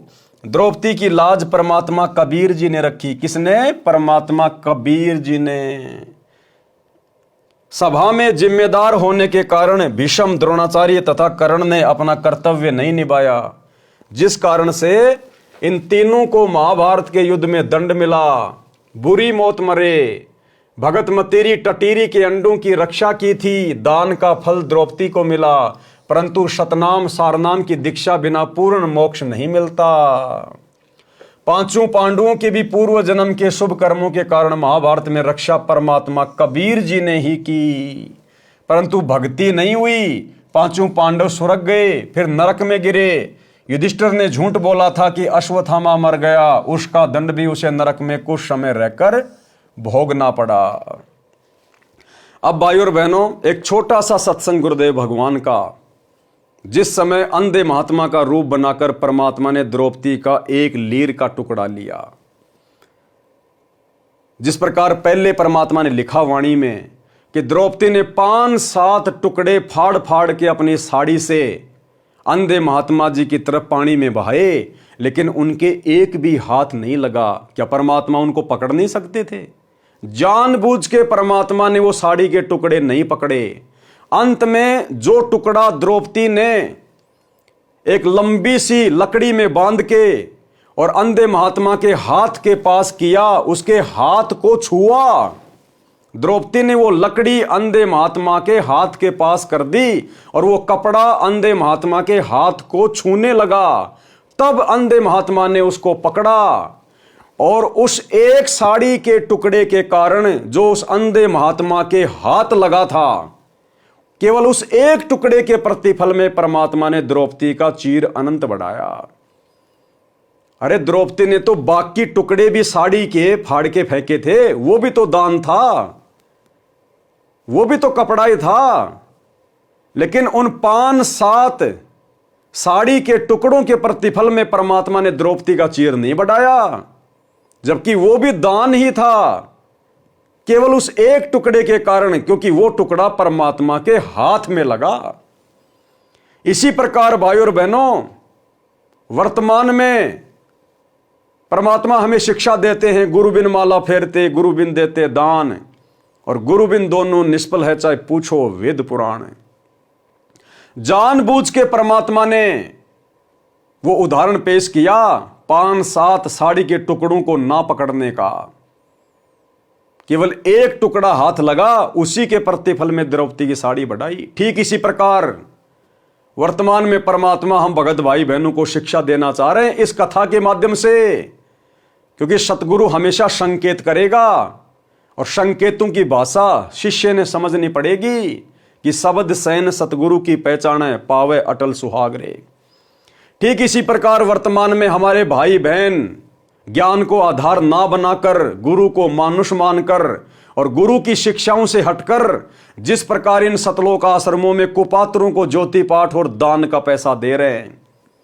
हमारे गुरुदेव भगवान तो हिसार जेल में बैठे हैं, उनको 2 टाइम की रोटी 2 जोड़ी कपड़ा सरकार दे रही है। हम भगत भाई बहनों का लाखों करोड़ों का ये दान, ये धर्म, ज्योति पाठ का पैसा हमारे गुरुदेव भगवान के हाथ में नहीं जा रहा, हमारे गुरुदेव के हाथ में नहीं लग रहा।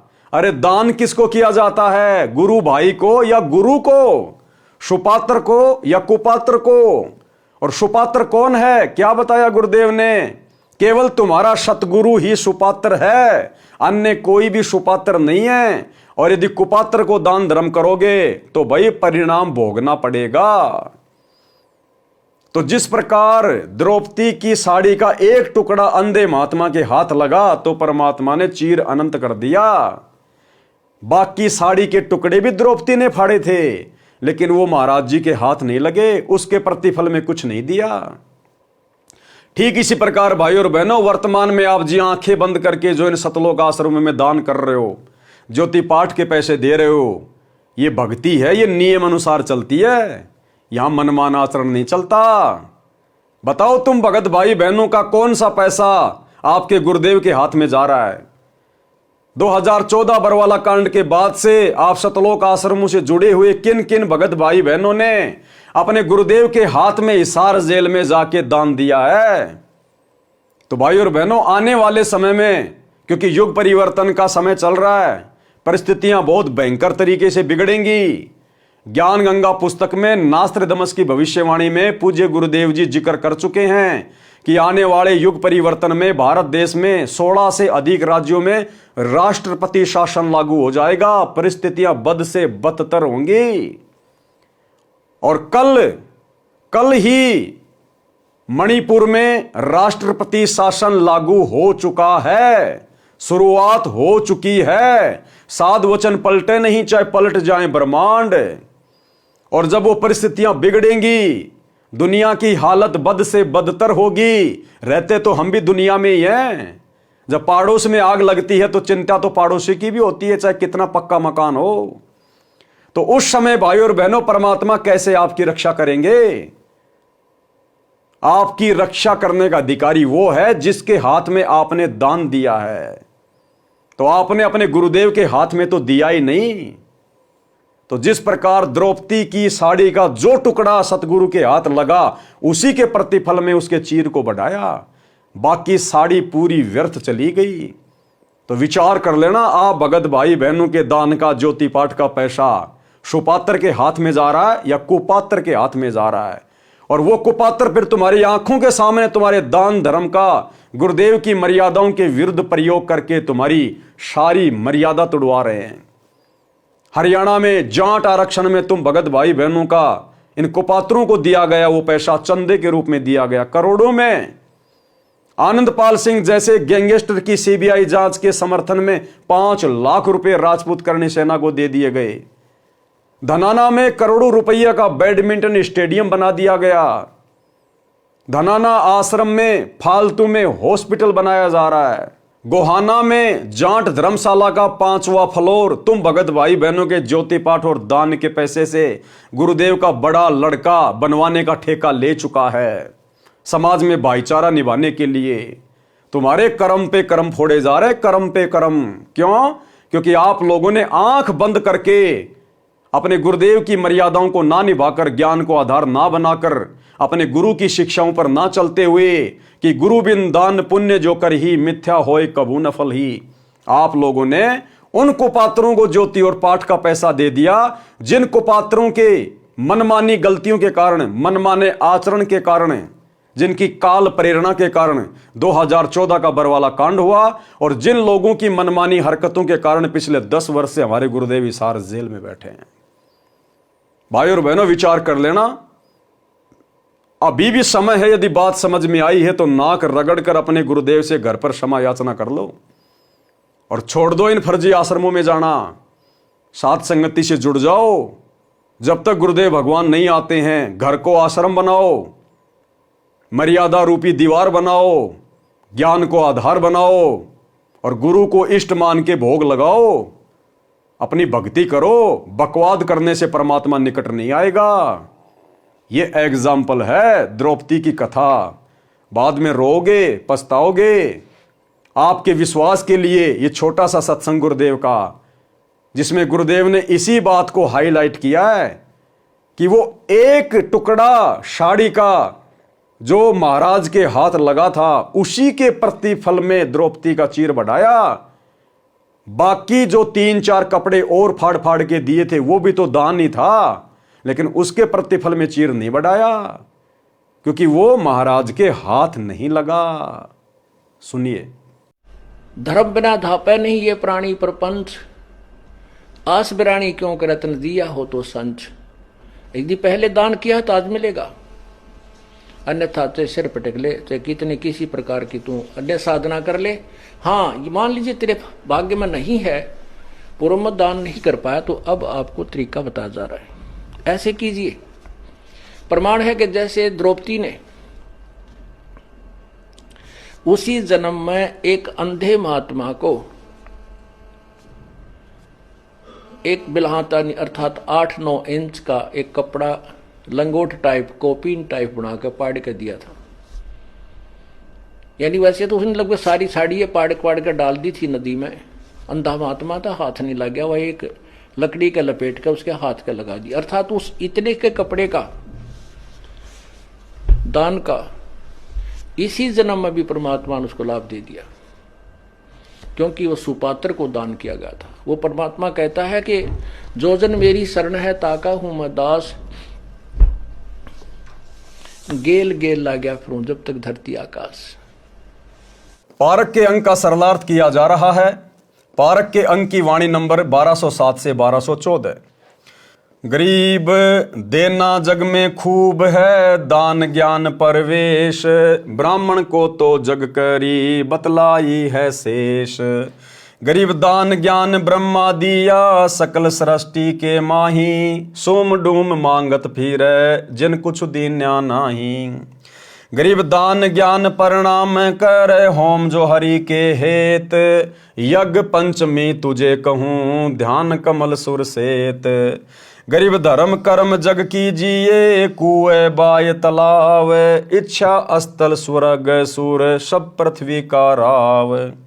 गरीब भूख्या भोजन देत है, कर्म यज्ञ जो नार, 100 गज फीलों चढ़त हैं पालक कंद कहार।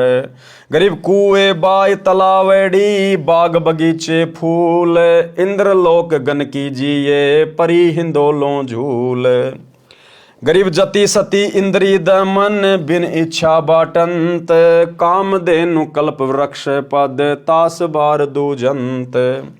गरीब स्वर्ग नंदनी दर बंदे, बिन इच्छा जो नार, गण गंधर्व और मुनि जन तीनों लोक अधिकार। सरलार्थ इन वाणियों में कहा है कि संसार में सबसे उत्तम दान यथार्थ आध्यात्मिक ज्ञान देना है। सबसे उत्तम दान क्या है? आध्यात्मिक ज्ञान देना, सच्चा भक्ति मार्ग बताना, आत्माओं का कल्याण करवाना, यह सबसे बड़ा दान है, उत्तम दान है। क्योंकि तत्व ज्ञान से पूर्ण परमात्मा की भक्ति का ज्ञान होता है, पूर्ण मोक्ष मिलता है, जीव सदा सुखी हो जाता है। अन्य दान भी आवश्यक है जिनसे अस्थायी सुख मिलता है। वाणी नंबर 1209 पारक के अंग में 5 यज्ञ करना अनिवार्य बताया है। जो दान नहीं करते वे अगले जन्म में जब कभी मानव स्त्री पुरुष का जन्म मिलता है अति निर्धन होते हैं। दान धर्म का फल बताया है कि तालाब, कुएं तथा बावड़ी बगीची बनवाने से एक अश्वमेघ यज्ञ के समान पुण्य मिलता है। ये परमात्मा शास्त्रों के अनुसार बता रहे हैं, जबकि हमने इस प्रकार का दान धर्म नहीं करना है। हमने तो सतगुरु धारण करने के बाद सतगुरु के बताए अनुसार ही दान धर्म करना है। और सतगुरु ने बता दिया कि दान धर्म अपने गुरु जी के हाथों में करो, तुम्हारा गुरु ही धर्म के कार्य में लगा सकता है। और 5 यज्ञ जो हमें गुरुदेव ने बता दी हैं अपने घर पे करने के लिए, बस उसी हिसाब से हमने चलना है। बाकी परमात्मा शास्त्रों में लिखी बातों के अनुसार बता रहे हैं। उससे यदि स्वर्ग जाने की इच्छा करे तो स्वर्ग में कुछ समय देवपद मिलता है, फिर अपनी करनी भोगकर पृथ्वी पर पशु पक्षियों के जन्म प्राप्त करता है। यदि पृथ्वी पर राज्य की इच्छा करता है तो उपरोक्त पुण्य के कारण सारा पृथ्वी का राजा बनता है, फिर नरक में जाता है। अब देख लो, ये तालाब बनवाने का पुण्य, बावड़ी बनवाने का पुण्य, थोड़े दिन स्वर्ग में, फिर धरती पे आएगा, राजा बन जाएगा और फिर गधा राजा भी बनेगा। तो हमने केवल उतना ही दान पुण्य करना है, उतना ही धर्म कर्म करना है जितना हमारे गुरुदेव ने हमें सत्संगों में आदेशित किया है। अगर अन्य किसी को दान धर्म करोगे तो देख लो भाई, नादान संगत ने आंखें बंद करके सतलोक आश्रम मैनेजमेंट हरियाणा को दान धर्म किया, आज उनके जबरदस्ती कर्म फोड़ दिए गए।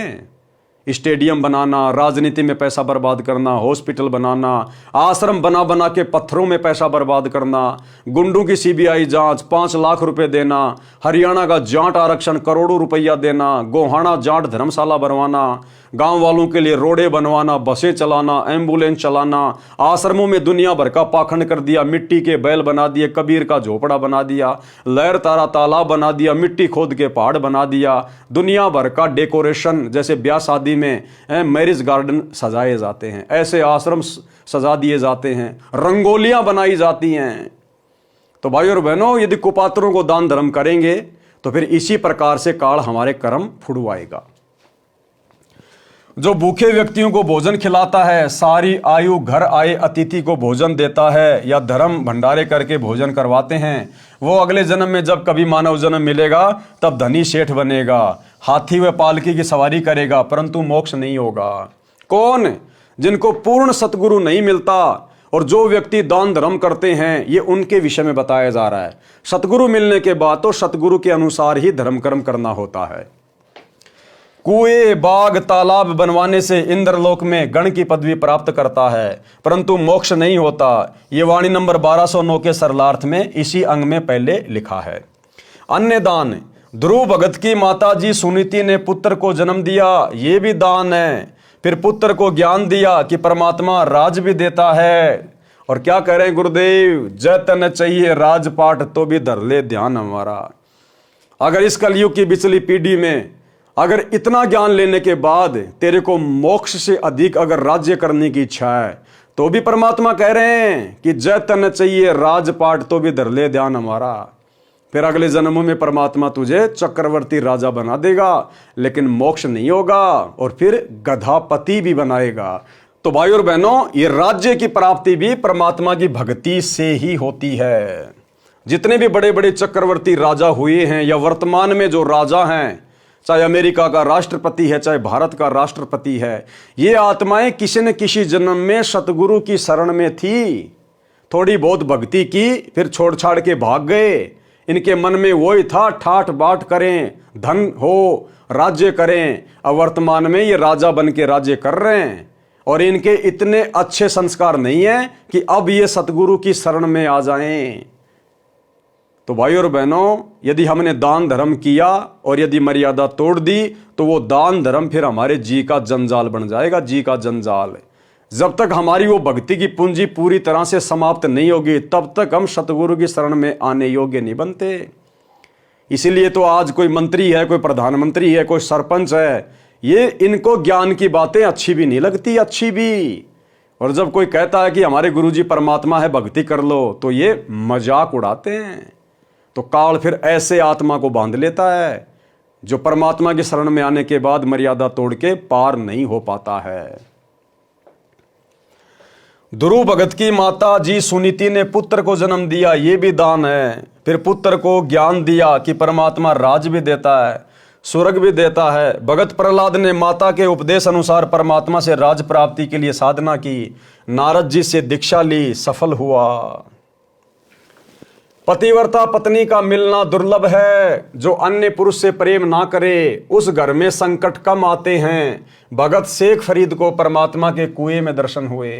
क्या कह रहे हैं परमात्मा? पतिव्रता पत्नी का मिलना भी दुर्लभ है। जो अन्य पुरुष से प्रेम ना करे, उस घर में संकट थोड़े आते हैं।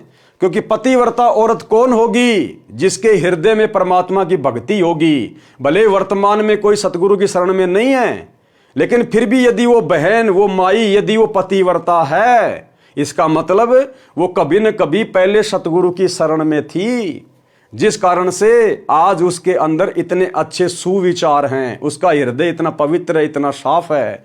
और जहां ऐसी पवित्र माता बहनें निवास करती हैं, वहां परमात्मा आपत्तियां नहीं आने देता।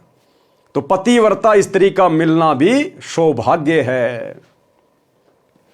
भगत शेख फरीद को परमात्मा के कुएं में दर्शन हुए। तो भाई और बहनों, आज के वीडियो में हम केवल इतना ही लेंगे। कल रात्रि 8 बजे भगत शेख फरीद की जो कथा है, पूज्य गुरुदेव ने अपने कर कमल से लिखी है। इस कथा में आप और हम भगत भाई बहनों के लिए परमात्मा ने क्या शिक्षा छुपाई है, इसके ऊपर हम कल रात्रि 8 बजे जिक्र करेंगे। तब तक गुरुदेव भगवान हम सबको आज्ञा दे, इजाजत दे, आशीर्वाद दे। बंदी छोड़ सतगुरु रामपाल जी भगवान की जय हो। भाई जो वचन पे डट के कट गए फंद 84 के, कट गए फंद 84 के, कट गए फंद 84 के। भाई जो गुरु वचन